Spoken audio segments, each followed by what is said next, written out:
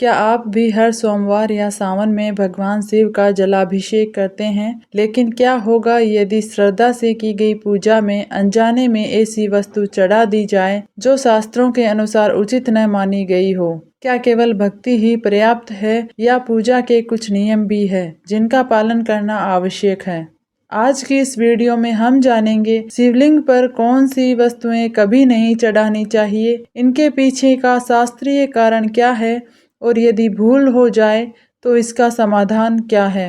Video को अंत तक अवश्य देखें क्योंकि अंतिम नियम सबसे अधिक लोगों को पता ही नहीं होता। नंबर 1, हल्दी। सबसे पहले बात करते हैं हल्दी की। अधिकांश देवी देवताओं की पूजा में हल्दी का विशेष महत्व है, लेकिन शिवलिंग पर हल्दी चढ़ाने की परंपरा सामान्यतः नहीं मानी जाती। ऐसा इसीलिए माना जाता है क्योंकि हल्दी सौभाग्य और स्त्री श्रृंगार का प्रतीक है, जबकि शिवलिंग भगवान शिव के तपस्वी और वैराग्य स्वरूप का प्रतीक माना जाता है। इसी कारण अधिकांश परंपराओं में शिवलिंग पर हल्दी अर्पित नहीं की जाती। यदि आपने अनजाने में हल्दी चढ़ा दी है तो चिंता की आवश्यकता नहीं। श्रद्धा से जल अर्पित कर क्षमा प्रार्थना करें। नंबर 2, केतकी का फूल। अब बात करते हैं उस फूल की जिसे भगवान शिव की पूजा में निषिद्ध माना गया है। पौराणिक कथा के अनुसार एक बार ब्रह्मा और विष्णु के बीच श्रेष्ठता का विवाद हुआ।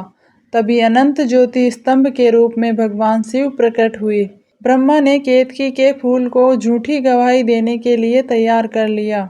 जब सत्य सामने आया तो भगवान शिव ने ब्रह्मा की पूजा सीमित होने का वरदान दिया और केतकी के फूल को अपनी पूजा में स्वीकार न करने की बात कही। इसी कारण आज भी शिवलिंग पर केतकी का फूल नहीं चढ़ाया जाता। नंबर 3, तुलसी दल।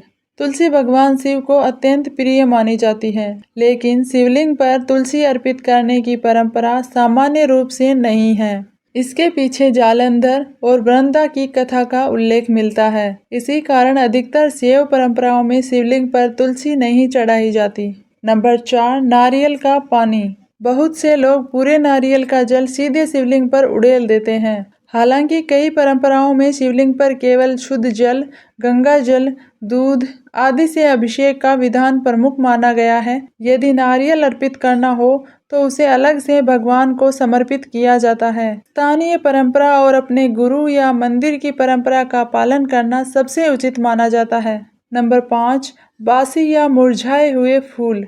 भगवान को सदैव ताजे, स्वच्छ और सुगंधित पुष्प अर्पित करने चाहिए। सूखे, सड़े या मुरझाए फूल श्रद्धा की कमी नहीं बल्कि लापरवाही का संकेत माने जाते हैं। यदि ताजे फूल उपलब्ध न हो तो केवल स्वच्छ जल और सच्ची भक्ति भी पर्याप्त मानी गई है। नंबर 6, टूटा हुआ बेलपत्र।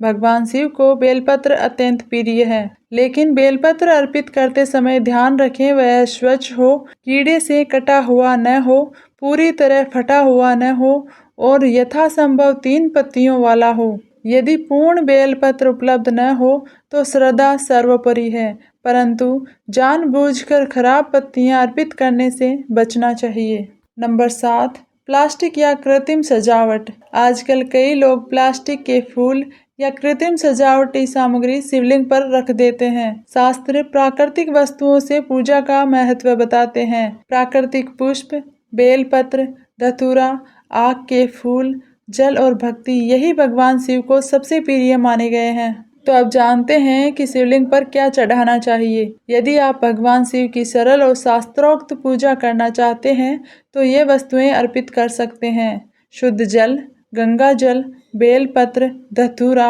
आक के फूल, भस्म, सफेद चंदन, परंपरा अनुसार कच्चा दूध, संयम पूर्वक गन्ने का रस, कुछ परंपराओं में शहद, पंचामृत में मौसमी फल। सबसे महत्वपूर्ण है निर्मल मन और सच्ची श्रद्धा। यदि आपसे गलती हो जाए तो क्या करें?